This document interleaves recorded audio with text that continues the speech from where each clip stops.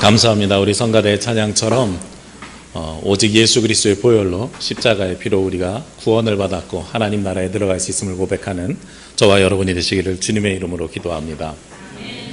우리는 8월 한 달을 통해서 하나님 나라에 대한 말씀을 함께 나누고 있습니다. 첫 번째, 두 번째, 세 번째 주에는 예수님이 선포한 하나님 나라를 누가복음을 저술하고 사도행전 저술한 누가의 관점으로 하나님 나라의 말씀을 살펴보았고요.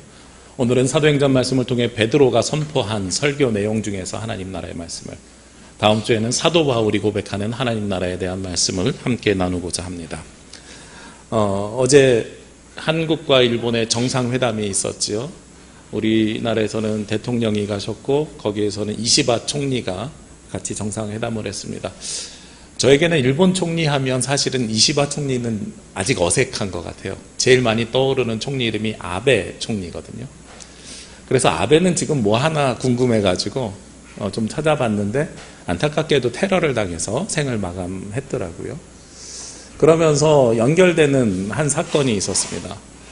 아베가 테러를 당했다는 사실을 듣고 보니 기억나는 사건이 있었는데, 그게 뭐냐면 아베를 총으로 테러를 했는데 저격한 그 청년이 나중에 아베를 저격한 동기를 물어보니까 어머니가 통일교에 너무 심취해서 전 재산을 다 갖다 바쳤기 때문에, 그래서 전 재산을 통일교에 다 갖다 바쳤기 때문에 본인들이 어린 시절을 굉장히 불우하고 힘들게 살았다는 거예요. 그래서 그 모든 책임이 통일교에 있다고 생각을 하고 있는데 어느 날 보니까 아베하고 통일교가 연결되어 있는 것 같더라. 그래서 통일교 최고 지도자를 자기가 암살할 수 없으니 대신 아베 총리를 암살했더라 하는 것을 이렇게 본인이 살해 동기면 동기, 테러 동기면 동기라고 밝힌 것을 확인했습니다. 그리고 나서 그 뒤에 어떤 일이 벌어졌는가를 찾아보았더니요, 일본에서 통일교가 굉장히 컸거든요.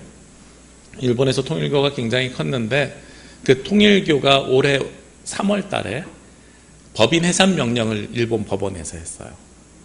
그래서 지금 이제 항소하고 있는 상태인데, 우리나라랑 달리 2심에서만 확정이 되면 진짜 법인을 해산해야 된대요.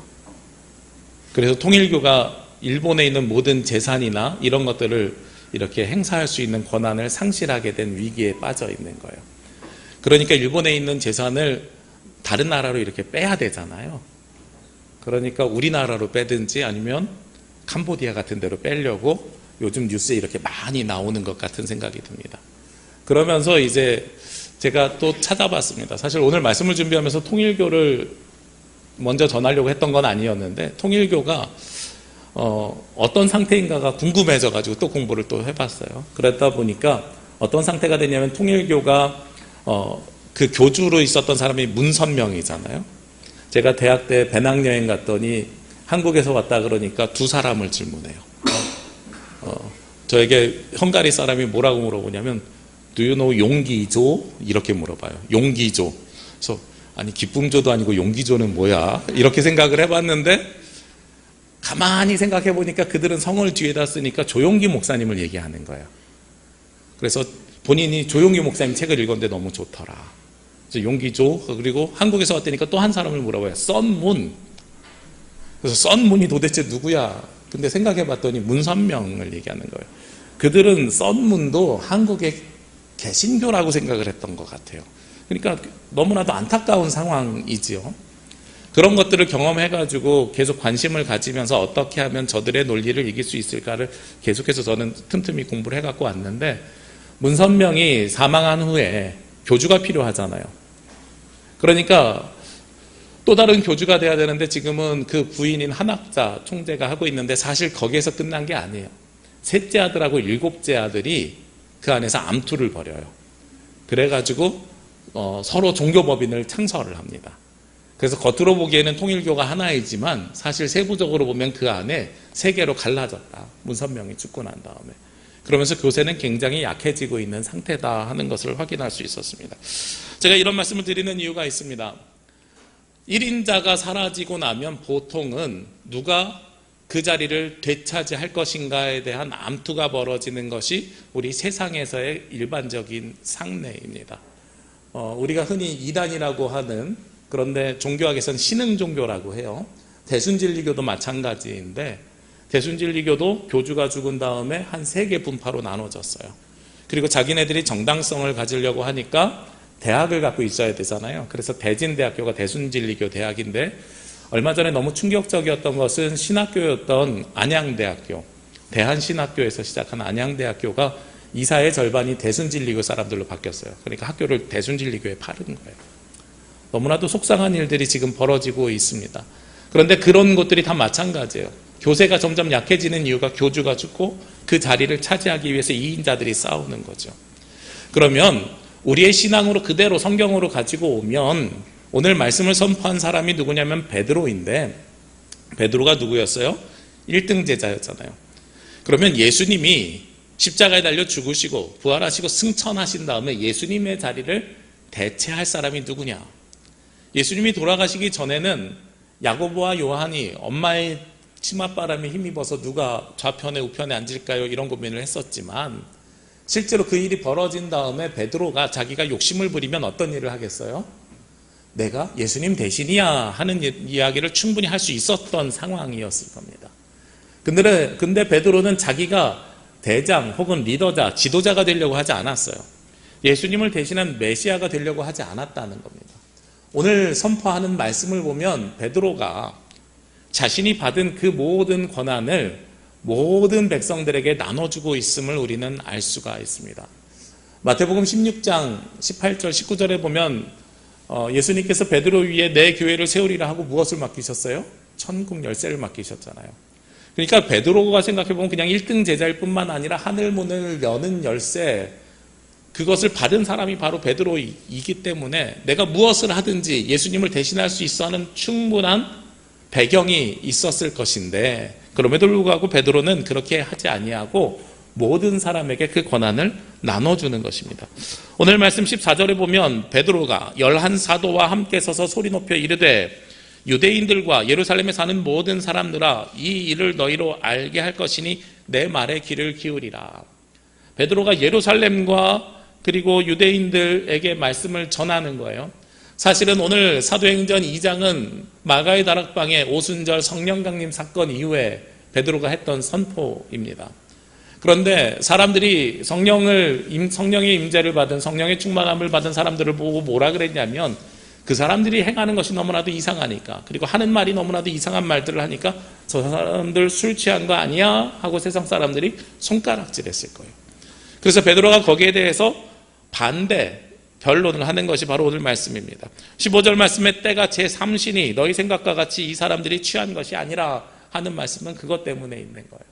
유대의 시간 계산으로 하면 제3시, 해 뜨는 시간 6시를 기준으로 해서 7시, 8시, 9시 오전 9시니 이때는 말씀을 듣는 게 11시가 아니라 9시였던 것 같아요.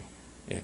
성경적으로 예배 시간을 정하면 그러면 9시가 아닐까 하는 생각도 가끔 해보긴 하는데 그런데 제3신이 어쨌든 제3신이 아침이니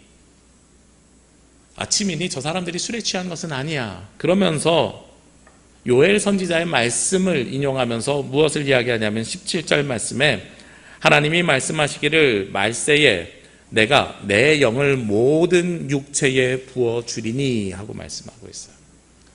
내 영을 즉 성령을 말세에 하나님의 때가 이르게 되면 모든 육체에 부어줄 것이다. 모든 사람에게 부어줄 것이다.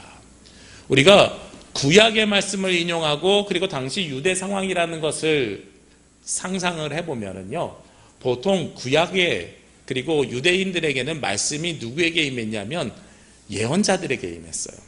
우리가 기억하시죠? 구약에 수없이 많은 예언자들이 있잖아요. 예레미야, 이사야. 그런데 그 예언자들은 어떤 사람들이었냐면 말씀을 사실상 독점한 사람들입니다.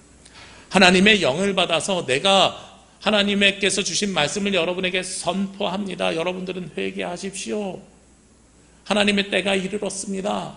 여호와께 돌아갑시다. 이런 이야기들을 선포하는 거잖아요. 그러니까 구약의 관점으로 놓고 보면 모든 육체에게 말씀을 주시는 게 아니라 말씀은 하나님의 사람들에게 임재하였던 게 말씀이었어요. 그리고 주의 영이 내게 임하였으니 하는 이 말씀도 하나님의 사람들에게 즉 이스라엘 사람들 가운데서도 특별히 선택된 사람들에게 임했던 게 구약 성경의 말씀이었고, 그리고 그때의 관점이었습니다. 유대인들에게도 선포됐고 예루살렘에서 선포됐고, 베드로도 마찬가지 예루살렘 사람이었으니, 유대인이었으니 똑같은 관점을 가지고 있었을 것인데, 베드로가 굳이 어느 말씀을 인용하냐면 요엘 선지자의 말씀을 인용하는 거예요. 그러면서 모든 육체에 부어주리니, 하나님의 영이 예언자들에게만 임하는 것이 아니라 모든 사람에게 부어집니다. 그럼 그 모든 사람들의 범주에는 누가 들어갈 것이냐? 17절 말씀 계속 보면 너희의 자녀들은 예언할 것이요 젊은이들은 환상을 보고 너희 늙은이들은 꿈을 꾸리라. 자녀들과 젊은이들과 늙은이들, 즉 세대를 가리지 아니하고 하나님의 영이 임재하게 될 것이다 라는 거예요. 어른들에게만 임하는 것이 아니라 젊은이들과 자녀들에게 모든 세대에게 임하게 될 것입니다 하는 거죠. 거기에서 끝나는 게 아닙니다. 더 놀라운 말씀은 18절 말씀입니다. 그때 내가 내 영을 내 남종과 여종들에게 부어주리니 그들이 예언할 것이요. 누구에게도 임한다고요? 종들에게도 임한다고요. 지금은 계급사회가 아니고요, 남과 여가 평등한 세상인데 불과 몇백 년 전만 해도 남과 여가 평등하지 않았어요. 제가 이 이야기를 할 때마다 드는 예가 있습니다. 미국에서 투표권이 생기는데 흑인 남성이 먼저 생겼을까요? 백인 여성이 먼저 생겼을까요? 흑인 남성에게 먼저 생겼어요. 그러니까 남과 여의 차별은요 엄청났었던 겁니다. 불과 몇백 년 전까지만 해도 그랬어요.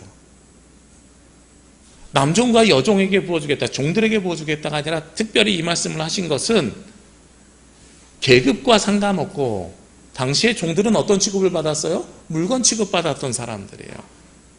우리 집에서 키우는 소나 양과 똑같은 것이 바로 종들이었습니다. 그런데 그들도 사람으로 보겠다. 남자와 여자도 사람으로 보겠다. 그러니까 하나님의 영을 누구에게 부어주신 것이냐? 모든 사람에게 부어주신 것이다 라는 거예요. 그러면 이 말씀을 통해서 우리가 알 수 있는 게 있지요. 하나님의 나라는 누구에게 선포되는 겁니까? 모든 사람에게 선포되는 것이다.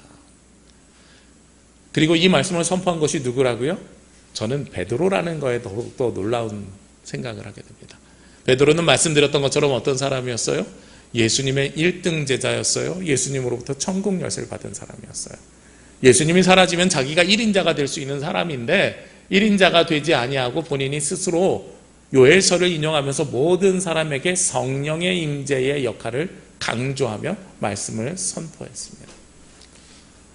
하나님께서는 여기 계신 여러분들 모두에게도 동일한 말씀을 하십니다. 하나님 나라는요 특별한 사람들이 보는 게 아닙니다. 여러분들 모두가 하나님 나라를 볼 수 있습니다.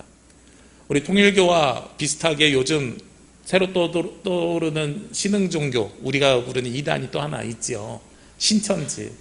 신천지의 구조를 보면 그렇습니다. 이만희 교주가 있고요. 그들이 처음에는 어떤 생각을 했냐면 성경에 나오는 14만 4천 명만이 그 신천지, 자기네들이 이야기하는 천국에 들어갈 수 있다고 이야기한 거예요. 근데 그들의 교세를 20만에서 25만으로 봐요. 그러면 14만 4천이 이미 넘었잖아요. 그럼 어떻게 그걸 하겠어요?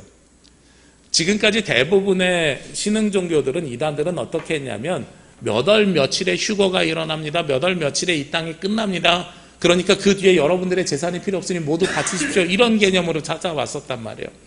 근데 그건 그 날짜가 지나고 나면 자신들이 거짓말한 게 다 드러나는 거죠. 신천지도 14만 4천이 넘었으니까 그 거짓말이 드러나야 되는데 이들이 참 교묘해요. 뭐라고 이야기하냐면 14만 4천 명이 다가올 때쯤 10만이 넘어서는 순간에 그들의 교리를 어떻게 바꿨냐면 1등부터 14만 4천 등까지만 간다. 그래서 14만 4천 등 안에 들기 위해서 헌금을 해야 되고 교육을 받아야 되고 뭘 해야 되고 이런 식으로 교리를 바꿨어요. 순서로 교리를 바꾼 거예요. 그들은 하나님 나라 들어가는 사람의 숫자가 그렇게 딱 정해져 있다고 이야기합니다. 근데 성경을 다시 한번 보시자고요. 베드로가 선포한 하나님 나라는요 그런 기준이 있는 게 아니에요. 누구든지고 모든 사람이 하나님 나라에 들어갈 수 있다라는 겁니다. 오늘 본문 말씀을 2장에 36절부터 39절 말씀도 한 번 더 우리가 읽었습니다. 36절 말씀에 보면 참 놀랍게도요 성경이 참 탄탄한 구조를 문학적으로 가지고 있는데 이 이야기를 다시 한번 하고 있는 거예요. 36절에 그런즉 이스라엘 온 집은 확실히 알지니 너희가 십자가에 못 박은 이 예수를 하나님이 주와 그리스도가 되게 하셨느니라 하니라. 이스라엘의 온 집은 알 것이래요. 선택된 사람들만 아는 것이 아니라 모든 집은 알 것이고, 또 하나 예수 그리스도가 모든 사람을 구원할 것이다 라고 이야기하는 거예요. 사도 베드로는 이 사실을 분명히 알고 있었습니다. 구약의 사고 속에서는요, 누구만이 구원을 받을 것이라고 생각했냐면 이스라엘 백성들만 받을 것이라고 생각했거든요. 그래서 그들이 기대했던 메시아는 다윗 왕과 같은 사람이었어요. 이 나라를 회복시켜 줄 사람, 우리 지난주에 그래서 말씀 나눴잖아요. 이스라엘을 회복할 때가 언제니까 라고 예수님의 제자들이 물어봤다고요. 그런데 예수님이 십자가에 달려 죽으신 것은 어떤 의미가 있습니까? 이스라엘을 구원하는 데 의미가 있는 것이 아니라 온 인류를 구원하는 데 의미가 있었던 거죠. 제가 홈페이지 같은 걸 좀 좋아해가지고 다른 사람들보다 홈페이지를 좀 일찍 만들고 그랬어요. 공부를 좀 일찍 했어요. 2000년도 밀레니엄이 들어오면서 그때 당시에 제 개인 홈페이지를 오픈했어요. 무슨 싸이월드 일촌 타고 뭐 이런 거 말고 제가 개인 홈페이지를 오픈을 하면서, 그때는 저작권이나 이런 게 없었으니까 배경음악이나 이런 걸 깔 수 있었잖아요. 그때 찾다가 되게 좋은 음악을 하나 찾은 거예요. 제가 클래식에는 별로 관심이 없었던 사람인데 그때 바흐가 작곡한 온 인류를 구원하신 예수 그리스도라는 제목의 곡을 찾았어요. 근데 곡을 듣기도 전에 제목에서부터 은혜를 받은 거예요. 아, 예수님이 이 땅에 오신 이유가 바로 이것이었구나. 이스라엘의 구원자가 아니라 온 인류를 구원하신 예수 그리스도. 예수님이 이 땅에 오셔서 십자가에 달려 죽으시면서 패러다임 시프트, 패러다임의 변화가 일어났는데, 그 패러다임이 어떻게 변화됐냐면 우리의 구원에서 모든 사람의 구원으로 변화되었다는 거예요. 우리가 지난 주일날 사도행전 1장 6절부터 8절 말씀을 읽었고 맨 마지막에 28절 말씀을 봤잖아요. 그러면서 사도행전이 어떻게 됐어요? 사도행전을 통해서 예수님의 말씀이 어떻게 됐어요? 확장됐지요. 어떻게 확장됐습니까? 예루살렘과 온 유대와 사마리아와 땅끝까지 확장이 됐지요. 그리고 나서 우리가 무엇을 쓰자 그랬어요? 사도행전 29장을 쓰면서 우리가 서 있는 그곳이 바로 땅끝입니다 라는 말씀을 제가 여러분과 함께 나눴어요. 하나님 나라는 거기 선포돼야 됐다고요. 마찬가지입니다. 모든 사람을 구원하기 위해서 하나님께서는 이 땅에 예수 그리스도를 보내주셨습니다. 모든 사람을 구원하기 위해서. 그래서 이 안에 계신 분들과 우리 밖에 계신 분들까지도요. 그리고 9월달 되면 창조절이 올 건데 저는 어떤 고백까지 하냐면 로마서 8장의 말씀을 근거로 해서 이 땅에 있는 모든 피조물들, 하나님께서 만드신 모든 피조물들도 하나님께서 구원하시기를 원하신다. 사람만 구원하시기를 원하는 게 아니라 모든 자연 환경까지도 주님께서는 구원하기를 원하신다. 그를 위해서 예수 그리스도를 이 땅에 보내주셨고 그 예수 그리스도를 믿는 하나님의 아들들을 통해서, 즉 우리를 통해서 하나님께서는 그 구원의 역사를 계속 이루어 갈 것이다 하고 말씀하시는 거죠. 오늘 베드로는 그 말씀을 선포하는 겁니다. 구원의 확장을 이야기하는 거예요. 오순절에 마가의 다락방에 성령 강림이 일어나서 그들이 무엇이 터졌어요? 방언이 터졌잖아요. 그 방언이 어떤 방언이었습니까? 알랄랄라 에데데데 하는 방언이 아니었어요. 각 나라의 말로 선포하는 방언이었어요. 요즘으로 이야기하면 일본어를 모르던 사람이 일본어 방언이 터지고, 영어를 모르던 사람이 영어 방언 터지고, 중국어 모르던 사람이 중국어 방언이 터진 거예요. 왜 그런 방언이 터졌어요? 오직 성령이 우리에게 임하시면 무엇을 받아요? 우리가 권능을 받잖아요. 그 권능으로 주신 게 방언이었다는 거예요. 복음을 땅끝까지 선포하러 나가야 되는데 그것을 준비할 시간이 없으니까 성령께서 권능을 주셔서 우리에게 어느 곳에서든 말씀을 전할 수 있는 능력을 주신 게 바로 그 사건이었습니다. 그런데 당시에 예루살렘에 있었던 사람들은 그 사건을 보고 저 사람들이 술에 취했다 이렇게 이야기하는 거예요. 그러니까 오늘 베드로가 선포한 말씀은 어떤 말씀이냐면 복음이 우리 안에만 있는 것이 아니라, 우리가 술 취해서 저렇게 된 것이 아니라 성령이 임했을 때에 모든 사람을 구원하러 갈 수 있는 능력을 받은 것입니다 라는 의미에서 오늘 요엘 선지자의 말씀을 인용하고 있는 겁니다. 그런데요, 거기서 끝나는 게 아닙니다. 베드로가 선포한 이 말씀에 보면 그 뒤에 19절과 20절 말씀이 나옵니다. 또 내가 위로 하늘에서는 기사를, 아래로 땅에서는 징조를 베풀리니 곧 피와 불과 연기로다. 주의 크고 영화로운 날이 이르기 전에 해가 변하여 어두워지고 달이 변하여 피가 되리라. 하나님 나라를 살아가기로 결정하고 작정한 사람들이, 모든 사람들이 구원받기를 작정하고 결정한 사람들은 우리에게 복이 있어야 되잖아요. 그런데 놀랍게도 오늘 이 19절과 20절 말씀을 통해서 무엇을 이야기하냐면, 그런데 모든 사람에게 하나님 나라의 복음이 선포될 것인데, 그런데 너희들에게 고난이 올 거야. 하나님 나라가 들어오기 전에 먼저 고난이 올 거야. 고통이 올 거야 라고 말씀하고 있어요. 실제로 예수님도 그러셨죠. 예수님이 십자가에 달려 죽으신 것이 바로 고난의 길이었습니다. 예수님이 부활 승천을 통해서 우리에게 새로운 생명을 주셨고 영생을 허락하여 주셨는데, 그 과정 속에 맨 마지막에 넘어야 하는 그 관문이 무엇이었어요? 고난이었습니다.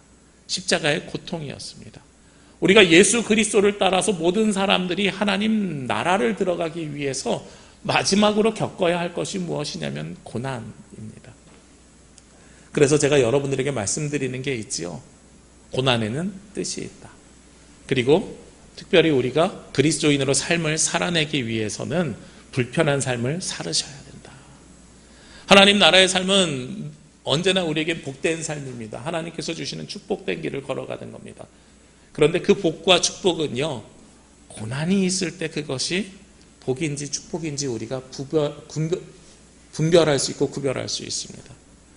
그래서 우리에게 주시는 고난도 축복으로 받으셔야 되고요, 우리에게 주시는 어려움도 복으로 받으셔야 되는 거예요. 오늘 모든 사람에게 성령이 임하면 복음이 선포될 것인데 그 길이 평탄할 것 같니? 평탄하지 않아 라고 말씀하고 있는 거예요.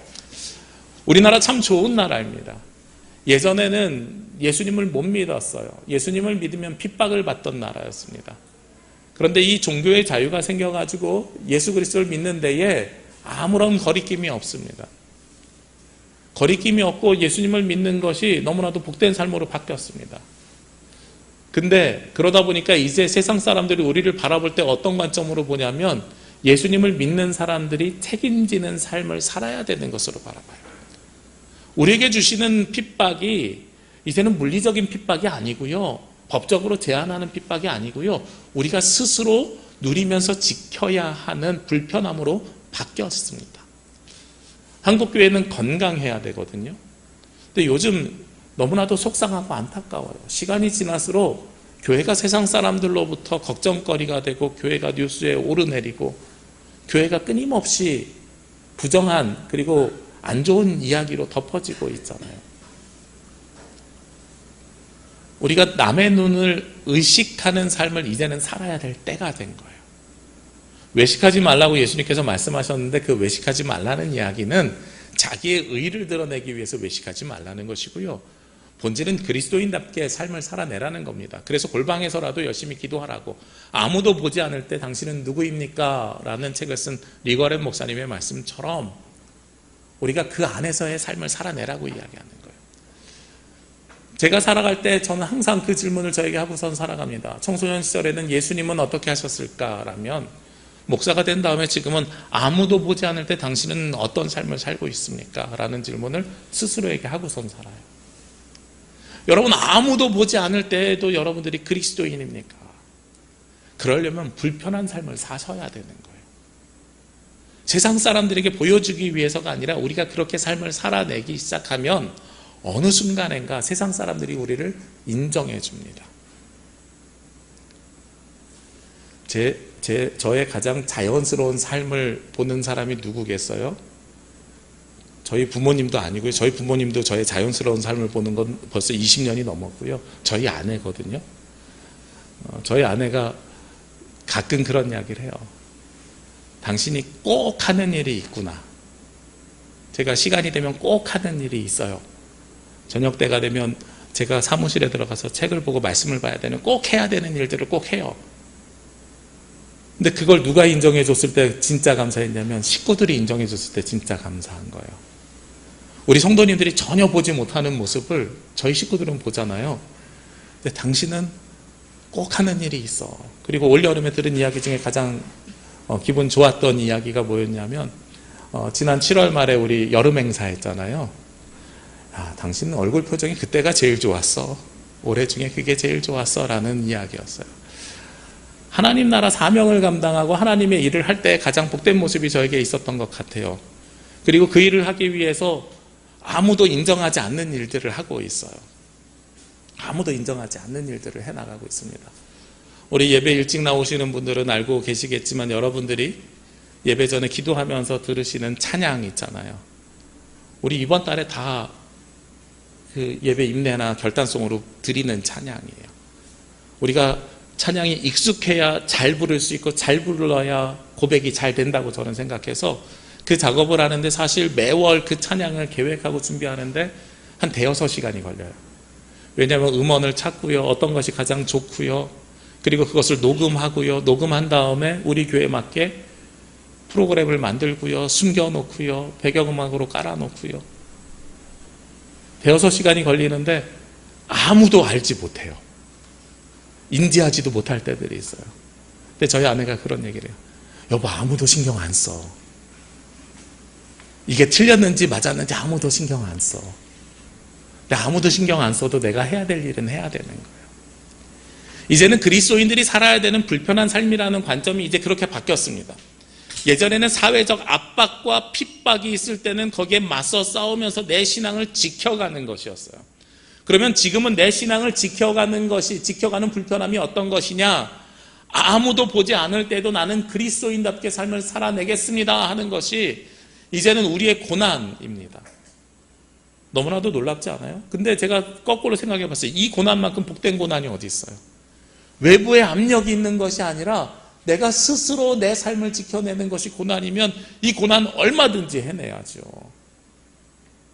하나님 나라 가기 위해서 모든 사람에게 성령을 주셨는데 이 모든 사람이 들어가는 것이 아니라 이 고난을 이겨내는 사람들만이 하나님 나라 들어가는 겁니다. 무슨 신천지처럼 14만 4천 명 안에 들어야 되고 출석을 잘해야 되고 무슨 헌금을 많이 해야 되고 그것이 하나님 나라 들어가는 조건이 아니고요.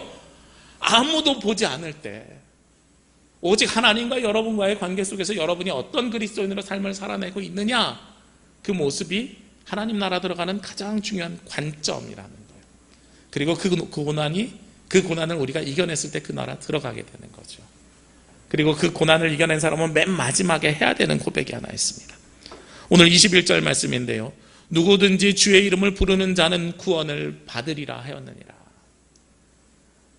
우리가 그 모든 것을 이겨내고 맨 마지막에 해야 되는 게 있어요. 그게 뭐냐면 주의 이름을 부르는 겁니다. 예수 그리스도를 나의 구주라고 고백하는 겁니다. 오늘 그 뒤에 있는 37절, 38절 말씀에서도요, 예수님이 온 인류를 구원하러 왔다는 이야기를 예수님의 제자들이 들었어요. 세상 사람들이 들었어요. 37절에 그들이 이 말을 듣고 마음에 찔려. 불편하게 사는 것, 아무도 보지 않을 때 그리스도인답게 사는 것이 마음에 찔리는 일이에요. 그래서 어떻게 해야 됩니까? 우리가 어떻게 살아야 됩니까? 하고 물어봤더니 38절과 39절에 베드로가 대답합니다.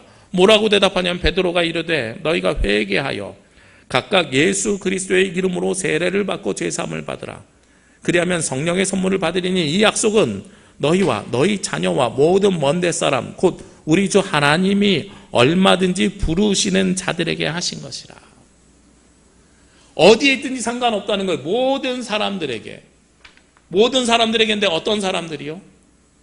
회개하고 예수 그리스도의 이름으로 세례를 받고 죄사함을 받은 사람들. 이 말을 한마디로 줄이면 어떤 사람들이에요? 21절 말씀에 주의 이름을 부르는 사람들. 예수 그리스도의 이름을 부르는 사람들에게 구원이 임할 것이고 예수 그리스도의 이름을 부르는 사람들이 하나님 나라에 들어가게 될 것이라는 거예요. 그러면 우리는 어떤 삶을 살아내시면 돼요? 어떤 우리의 과거든 우리의 상황이든 우리의 여건이든 남성이든 여성이든 우리의 직장이 어떻든 전혀 상관이 없다고요. 모든 사람에게 성령의 임재를 부어주시는데 우리가 하나님과의 관계 속에서 불편한 삶을 살아내시면 예수 그리스도의 고난을 나의 고난으로 받아서 힘들고 어렵지만 그 길을 덤덤하게 걸어가시면 담대하고 거침없이 그 길을 걸어가시면 그리고 나서 맨 마지막에 예수 그리스도의 이름을 우리의 구원자라고 고백하시면 주님의 은혜가 그 가운데 임재하게 된다는 거예요. 그들에게 하나님의 나라는 임하게 된다고 말씀하고 있습니다. 베드로는 그런 고백을 하고 있습니다. 저는 이 고백이 우리의 고백이 되기를 원합니다. 하나님 나라는요, 여기에 계신 모든 사람들, 아니 우리 밖에 있는 모든 분들에게 동일하게 선포되는 음성입니다. 우리가 그 음성을 모두가 들었는데요, 그 음성대로 삶을 살아내고 있느냐 아니냐, 그것이 불편한 삶인데 그 고난의 길을 동참하고 있느냐 아니냐 하는 것의 차이예요. 그리고 그 길을 모두 다 지나냈을 때에 우리가 예수 그리스도의 이름을 고백하는 자들. 우리 성가대가 오늘 찬양했잖아요. 주님의 이름을 찬양하고 고백하면 주의 보혈이 우리를 구원하여 주신다고요. 여러분들이 그런 삶을 살아내시면 예수 그리스도의 보혈이 여러분들의 삶을 변화시키고 그리고 여러분들을 하나님 나라로 인도하여 주실 줄로 믿습니다. 그래서 우리는 그 나라를 기억하고 그 나라를 향해 살아가셔야 됩니다. 하나님 나라는 이미 우리 가운데 임재하였습니다. 그 하나님 나라가 완료되기 전까지 우린 그 나라를 위해 끊임없이 나아가야 됩니다. 여러분들의 인생이 비록 불편한 삶이 우리 가운데 임할지라도 아무도 보지 않을 때에 우리는 그리스도인으로서 그 삶을 살아내십시오. 그리고 예수 그리스도의 이름을 고백하십시오. 그러면 그 나라가 지금 이 땅에 그리고 여러분 가운데 임재하게 될 줄로 믿습니다. 함께 기도드리겠습니다.